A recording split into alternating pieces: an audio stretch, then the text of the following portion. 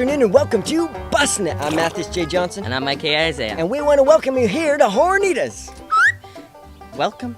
Like, this is the most unwelcoming town ever. Like, it's a ghost town. Well, we're here nonetheless, at Yes, probably we are. one of the neatest little deserted western terrains in these parts. This town has some of the most interesting background history ever. Absolutely. So let's dig in.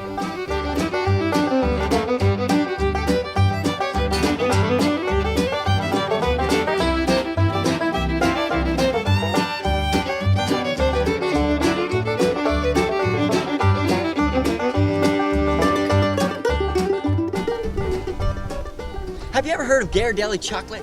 Who hasn't? Well, this here is the original Ghirardelli chocolate bar factory. Amazing. Wonder if they still make chocolate here.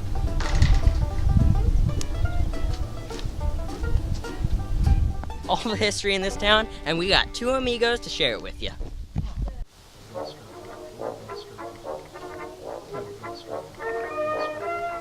Hey man, this reminds me of a story that I heard a long time ago. A story? What kind of a story?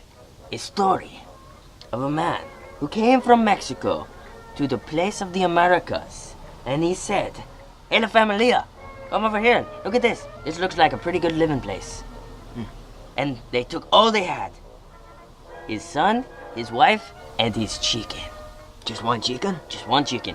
This was his prized chicken. And they all got so jealous because their chickens would never win the fights, but his would. So, his name was Joaquin Murrieta. His chicken?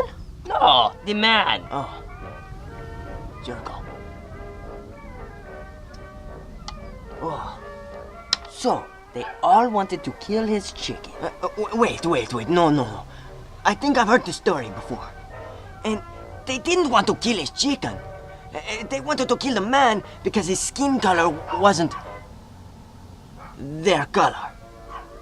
Do you get what I'm saying? Oh, yeah. So, at the nearby taco truck, these men were playing checkers. And they had a little bit too much root beer. Oh. And they said, "Hey, you know what would be fun?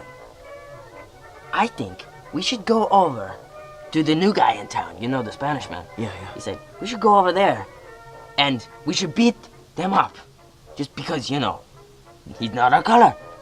And then, while Joaquin Murrieta was celebrating his arrival to the Americas with his favorite gato tacos. Gato es mi plato favorito. Yes, me too. As he was celebrating with his favorite gato tacos, he had a harsh knock on the door. Unlike you can hear that. He had a harsh knock on the door, and he made a huge mistake. What? He opened it. Oh. And that was the last thing he remembered. Oh, I forgot this part of the story. What happened? So, Joaquin Murrieta woke up tied to a post. And he saw his wife, his son, and his chicken lying on the ground dead. And then, after all the root beer had weared off on these guys, they came back and they said, "You know what we did last night? That was pretty stupid. Like, who thought of that?" And they said, "You did." And he was like, "Oh." So then, A what few years later, Uh-huh. this man came riding in on his horse named Cabello. Oh. This strange man. Who? Well, who else? It was Joaquin Murrieta, of course. Yes, sir. No. So, he looked very different this time, with his mustache and his hat and his toupee. Oh. Yeah. So he came into town and he started a taco truck. You mean the salute? Yes. Well, but he vowed to kill every man who had killed his wife and his family. Oh. He would kill every one of those men in a game of checkers. And as a trophy, as he became the champion of the town, he would take a boots from every man that he won and hang it on his cabello. That is not what happened. Who's telling the story here? Well, not you, obviously. No, he vowed to kill every man who killed his wife and family. And as a trophy, he would cut off their ear and hang it on to his horse. A string of horse, that was his trophy. And I thought the Passion of the Christ was gruesome. Oh, man. So anyways, nobody knew how long he was gone away for? Of course not, because the first man he killed didn't live to tell about it. Oh, that makes sense. Yes. So, one of the other men went to the general and said, hey, you should check this out because I think this guy is like robbing the stagecoaches and stuff, and he was killing these men. That was what they assumed anyways. But there was a problem. What? The general was madly in love. What? Yeah, look it up in the history books, man. It says the general was in love. No, it doesn't. That was his name. General Love. People called him General Love. That was his name. General Love. Oh, well, anyways, the general, he tracked him down until one night of endless running, or riding. He met up with him, and he just saw a man in a hat, a toupee, and a mustache, sitting at a barrel with a game of checkers set on top of it. And he said, I am going to kill you in a game of checkers. No. He got into a heated gun battle. A heated gun battle? Oh, that is what I meant. He got into a heated gun battle, but the general recognized him because of the posters that he hung up all over town. So, first, the general shot Cabell. No. Joaquin was devastated, and he jumped in the barrel, and Love shot him. Cupid? Oh, General Love, of course. Oh, okay, yeah. So, Joaquin jumped in the barrel, and General Love shot him? Yeah. Wow. That really stinks. Even though his mortal body died that day, the legend still lived, and he would be known as the Legend of El Dorado. Bandido. Oh.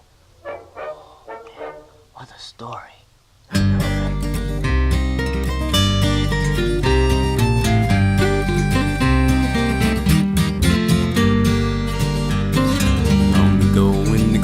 Days in the town of Hornitos, where men would mine and seek to pay and kill off all their foes. But from the desert sand a strange came round, seeking a steady wage. A Hispanic man brought fire in the town, his darker skin brought heavy rage.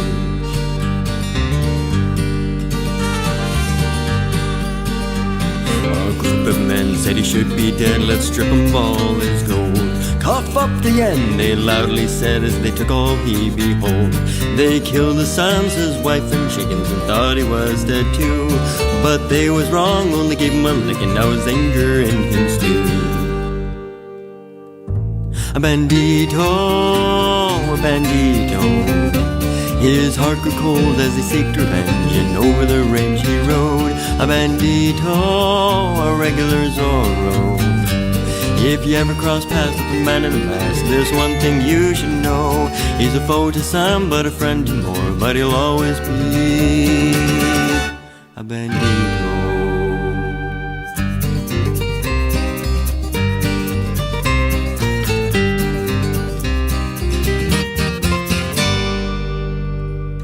One by one his lifelong foes seemed to disappear.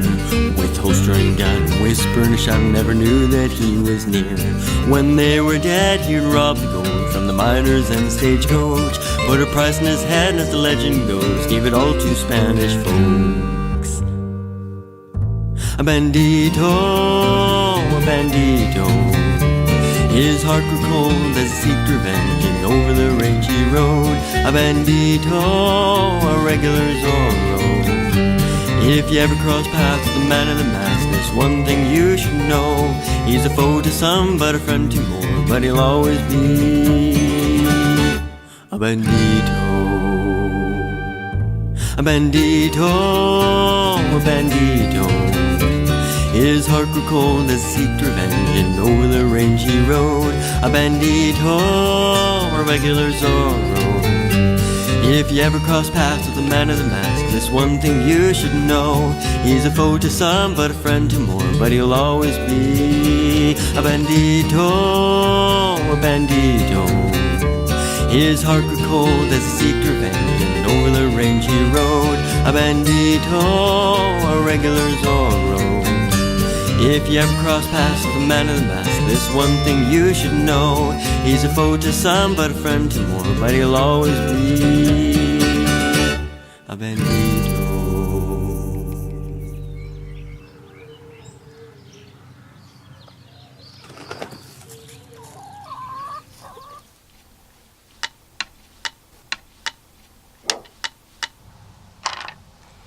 Ha! I win. Man, I don't know why I did so bad this time. Yeah, man, you stunk. You know your story. It reminded me of someone. Who? Me. Did you steal men's checkers? No, it's my neighbor. Your Do you neighbor? know what he did to me? No. Oh, wait, you mean the story of when your neighbor, his chicken pooped on your fence, so he wanted to clean it up, but he just used your fence as a bonfire? See? Man, I just told you a long, drawn-out story of how Joaquin Murrieta had such unforgiveness, but you don't want to turn out like him, you know, having his head pickled in a jar and fell over and smashed during an earthquake. What? Yeah, that's what happened after Joaquin Murrieta got shot. The general was munching on a pickle, and he said, hey, why don't we put his head in here for a trophy? Well, how can you blame my unforgiveness when it was his crime? You know, man, I'm sure God will deal with him too and judge him too, but you don't want him to judge you too. Gracias divina. Are you trying to make me feel ashamed? No, mi amigo, I just don't want you to end up with unforgiveness, because you know what they say with revenge? You have to dig 2 graves, one for him and one for you. Just like Joaquin Murrieta. Hey man, you know what the Santa Biblia says in Matthew 5:43? Love your enemies, do good to those who hate you, and pray for those who spitefully use you and persecute you.